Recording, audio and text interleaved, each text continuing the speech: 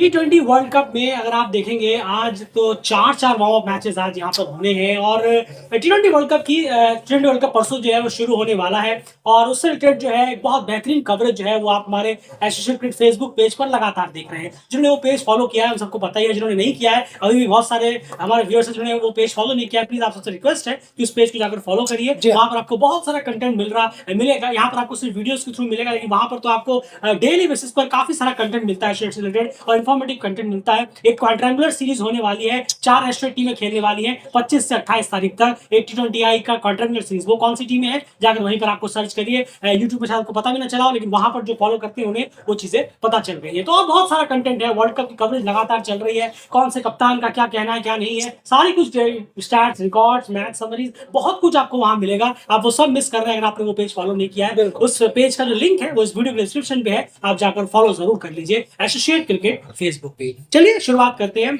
आज भी T20 world cup के वार्म अप मैचेस लगातार हुए। पहला हुआ ओमान वर्सेस जिम्बाब्वे के बीच में, जहां पर ओमान ने जिम्बाब्वे को 4 विकेटों से कहीं ना कहीं मात दे दी। 186 के आसपास उन्हें चेस करना था, उन्होंने वो चेस कर डाला। क्या कुछ मैच में हुआ वो रिपोर्ट आप हमारे एसोसिएट फेसबुक पेज पर जाकर जरूर देखिए। आज जो वीडियो एक हर वीडियो बनाना था आज बना रहे हैं नेपाल वर्सेस कनाडा का। ऑब्वियसली बात है डिमांड इसका ज्यादा रहता है, फैंस जो है वो पूछते ज्यादा है बनाने के लिए, तो इसीलिए हम आपके सामने प्रेजेंट करते हैं। जैसे कल हमने स्कॉटलैंड नाइजीरिया का बनाया था, एक इकलौता मैच था, इसलिए वो आपके सामने हमने प्रेजेंट किया। एंड शुरुआत करते हैं। सबसे पहले कनाडा ने बैटिंग की, क्या स्कोर रहा, क्या कुछ रहा, कौन से बल्लेबाज चले, कौन फ्लॉप हुआ? बिल्कुल, और हम देखें तो कनाडा ने 161 रन बनाए 6 विकेट के नुकसान पर पहले बल्लेबाजी करते हुए।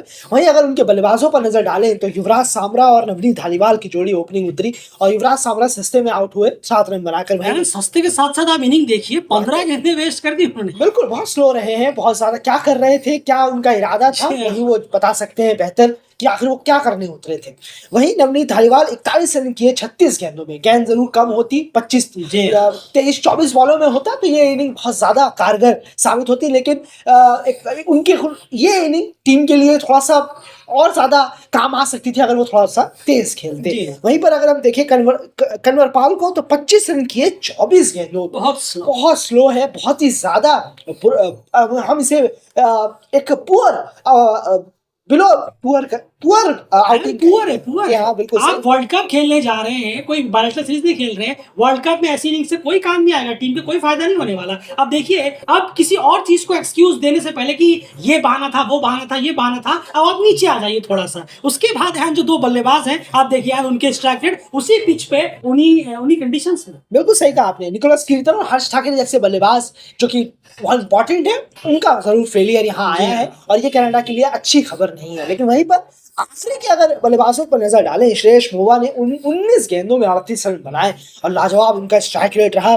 जसकरण सिंह ने 11 गेंदों में 21 रन किए और यही जो बल्लेबाज हैं इनकी बदौलत काफी अच्छा एक स्कोर, रेस्पेक्टेबल स्कोर लगाने में जरूर कामयाब रही कनाडा। 161 अगर हम कहें, वरना बहुत ज्यादा पीछे थी कनाडा। और आखिरी के 5 ओवरों में भी काफी अच्छे रन फिर से बटोरे हैं कनाडा ने और शायद लास्ट के 4 ओवर 50 या 52 रन ऐसे कुछ आए हैं। जी हाँ, और जरूर रन खर्च किए हैं नेपाल के बॉलर्स ने भी, वो बाद में बात करेंगे। लेकिन इन दोनों बल्लेबाजों ने फिर जरूर अपनी टीम के लिए अच्छा किया। अगर ऊपर से भी कुछ ऐसी कुछ अच्छी इनिंग आ जाती तो और ज्यादा ये स्कोर होता, बजाय स्लोइश इनिंग जो कुछ बल्लेबाजों की आई। बिल्कुल सही कहा आपने एक बड़ा अच्छा यूज किया है कि रेस्पेक्टेबल स्कोर तक पहुंचा है, बिल्कुल, क्योंकि ये बिलो पार स्कोर बिल्कुल नहीं है। कहीं से जो हम कह सकते हैं कि हाँ बहुत चैलेंजिंग टोटल है, वो ये नहीं था। क्योंकि जिस तरह की पिच पे आप खेल रहे हैं, बहुत ही सॉलिड विकेट थी वो बल्लेबाजों के लिए। नेपाल से पहले, आप नेपाल को तो बाद में छोड़िए, लेकिन उससे पहले ही आपके श्रेयस मोवा और जसकरण सिंह ने दिखाया कि उसी पिच पर देखिए किस तरह से तेजी से बल्लेबाजी हो सकती थी। डेफिनेटली ये 200 की पिच थी, 40-50 रन कनाडा के ऊपर के बल्लेबाज वहां पर छोड़कर आ गए। बॉलिंग यूनिट की बात करते हैं नेपाल के लिए, आज एक और दिन पेसर्स का और एक और दिन बहुत ही खराब रहा। फिर से स्पिनर्स ने ही डोमिनेट किया। शुरुआत में विकेट भी इतने नहीं मिल रहे थे, शायद 80 रन के आसपास। उसके बाद स्पिनर्स आए, कुशल बुटेल और संदीप लामिछा ने, इन दोनों ने मैच की बात विकेट्स गिराए, वरना पेसर्स का हाल आज भी बेदम है। फिर लास्ट में भी पेसर्स ने रन लुटाए यहाँ पर जमकर। करण ने 3 ओवर में 24, सोमपाल ने 3 ओवर में 30, ललित ने 3 ओवर में 22, नंदन यादव 4 ओवर में 42, हेवी भी एक्सपेंसिव गए। संदीप ने 4 ओवर में 14 और कुशल ने 3 ओवर में 26। संदीप का अच्छा परफॉर्मेंस यहाँ पर गया है। कुशल ने भी अपने हैंडी रन यहाँ पर बनाए हैं और विकेट लिए, विकेट लिए यहाँ पर, 2 विकेट उन्होंने यहाँ पर निकाले हैं। तो पेसर्स का वही अभी भी बरकरार है। पेसर्स जो है वो विदाउट कॉन्फिडेंस या थोड़े डल परफॉर्मेंस के साथ ही अब सीधा वर्ल्ड कप में उतरेंगे, क्योंकि अब यहाँ से मैचेस खत्म हो गए, अब कुछ और वार्म अप या प्रैक्टिस के लिए बचा नहीं है।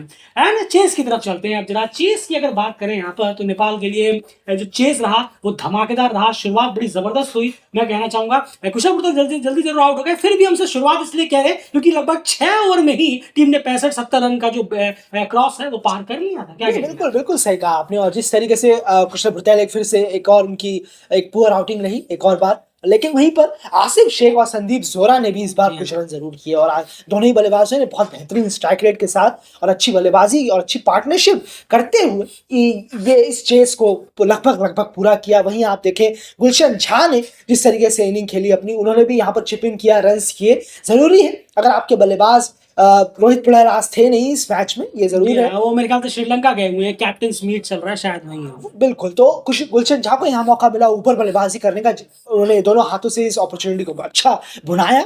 और संदीप जोरा ने भी काफी अच्छी बल्लेबाजी की और आसिफ ने काफी तेज तरार इनिंग खेली, 29 गेंदों में 58 रन, बहुत अच्छी हाफ सेंचुरी लगाई।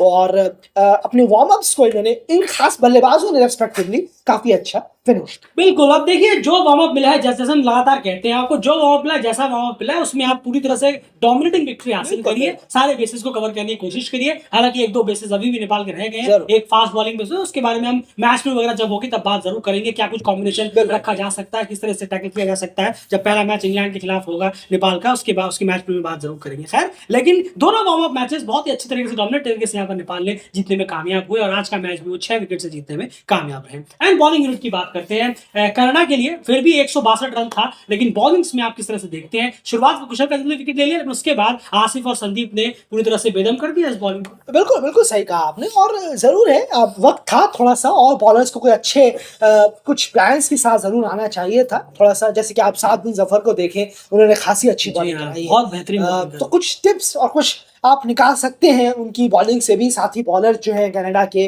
अगर हम बात करें तो यहाँ पर थोड़ा सा और ब्रेक लगाने की जरूरत थी। सिंगल्स को, बाउंड्रीज को, काफी फ्री बीज अगर हम कहें मामूली नजर आए काफी कनाडा के बॉलर्स। वार्म अप में आप थोड़ा सा और ज्यादा अपने आप को ट्राई करें। ट्राई करने के लिहाज से देखें तो अच्छा है, चलिए काफी बॉलर्स को उन्होंने ट्राई भी किया, तकरीबन 7-8 बॉलर कनाडा ने इस्तेमाल किए। लेकिन जो एक लेंथ अगर एंड अच्छी तरह से बल्लेबाज पकड़ ले तो फिर वो वार्म अप भी आपका खराब हो जाता है, जब आपकी जम की कुटाई हो जाए। तो अब देखिए डिलन हार्डी जो पहला मैच खेलने उतरेंगे, वो सोचेंगे मेरे पिछले आउटिंग में मैं 2 ओवर में 40 रन खाया था। बिल्कुल बिल्कुल, ये सबसे इंपॉर्टेंट चीज है। क्या नहीं, वाकई में वार्म अप को इतना सीरियसली पूरा नहीं आपको कोशिश करनी चाहिए कि ये दिमाग में लाएं कि हमने ऐसा वार्म अप हुआ था, वैसा वार्म अप हुआ था। लेकिन आपने ये बहुत सही बात कही कि थोड़ा वार्म अप, इस बॉलिंग यूनिट को थोड़ा सा और अपने ऊपर मेहनत और काम करने की सख्त से सख्त जरूरत। बिल्कुल सही कहा, वो तो हम लगातार कहते ही हैं, हमारे वीडियोस में भी लगातार ये चीज हम कहते हैं कि वार्म अप अगर आप दोनों जीत गए हैं तो कोई गारंटी नहीं है कि आपका जो मेन इवेंट है वो बहुत जबरदस्त जाएगा। और अगर आप दोनों वार्म अप हार गए तो इसका मतलब भी ये नहीं कि आप इवेंट पे अच्छा नहीं कर पाएंगे। पिछले T20 वर्ल्ड कप को आप उठाकर देख लीजिए, वहां पर ऐसे आपको एग्जाम्पल कहीं ना कहीं देखने को मिले थे कई सारे। और देखिए ओमान ने दोनों हरा दिए, जिम्बाब्वे को भी हरा दिया और श्रीलंका को भी उन्होंने मात दे दी अपने वार्म अप मैचेस में। अब इसका मतलब ये नहीं कि वो मेन इवेंट पे जाकर शायद ऐसा ही इसी को रिपीट कर दे, क्योंकि वहां फिर अलग चैलेंज है, अलग प्रेशर है, अलग टीम है, बिल्कुल अलग मामला होगा। तो ये बात बिल्कुल सही कही आपने कि वार्म अप मैचेस को उतना ज्यादा माइंड में ना लेकर बस हाँ अच्छा गया, बेटर गया, तो खुद को एक अंदर से कॉन्फिडेंस आता है कि चलिए हमारा बेटर कहीं ना कहीं ये गया है। तो खैर इसी के साथ इस वीडियो को कंक्लूड करते हैं। फिलहाल इस वीडियो में इतना ही। हमारे इस पेज को जरूर फॉलो कर लीजिए, फेसबुक पेज। बाय।